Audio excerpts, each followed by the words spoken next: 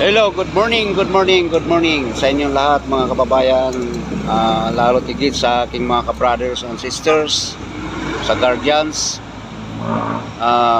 sa pong magandang umaga sa inyong lahat.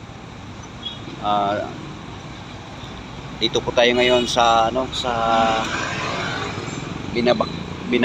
binabagtas po namin yung kahabaan ng Bulacan. Kasi kami po ay dadalaw doon sa aming lupa doon. So mayroon kaming dalang pananim. Ayan, mga dala namin pananim. Ayan. So marami kaming mga pananim. May mga saging. Ayan. Ayan pa. So ayan po. May mga pananim po kaming dala kasi tatanim po namin doon. Naggagawa kami doon ngayon ng bahay, kubo-kubo. So kasama namin si Marino Sansis at saka yung aming boss na si Rolly. Dito sa likod, ayan, mga kasama namin taga Miligaya. So araw po ngayon Sabado. So inaanyayahan ko po lahat ng aking mga kababayan na mga Pilipino, lalo tigit dito sa Kalakhang, Maynila. Inaanyayahan ko po kayo mamayang alas 2 ng hapon.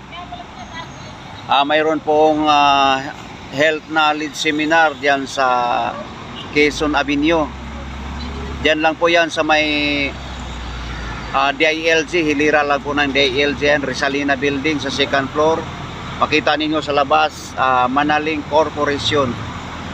Ang Manaling Corporation po ay trending po ngayon. Ang mga produkto po ay yung pure Silagit, XOS, at saka yung anti-radiation na Cotton. So trending po ngayon ang produkto ng Manaling Corporation dahil po ay nakakagaling po talaga sa lahat ng uri ng karamdaman. At isa rin po ako sa gumaling dyan. Yung aking diabetic po na matagal na, diyan lang po nalulunasan. So inibitahan ko po kayo ngayon na makinig po kayo ng orientation program tungkol po sa kaalaman sa kalusugan. Napaka-importante po ang kaalaman sa kalusugan sa panahon ngayon. So inuulit ko po, alas 2 andoon na kayo kasi alas 2 po ang opening. Mayroon pong yung mga gustong magpa-check up po sa QMRE machine. Napakamura lang po, halos donation lang po talaga. Kasi ang mahal po ng QMRE check up, mahal po yan sa mga private hospital.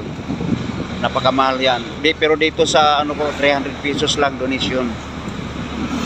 Overall check up po yan.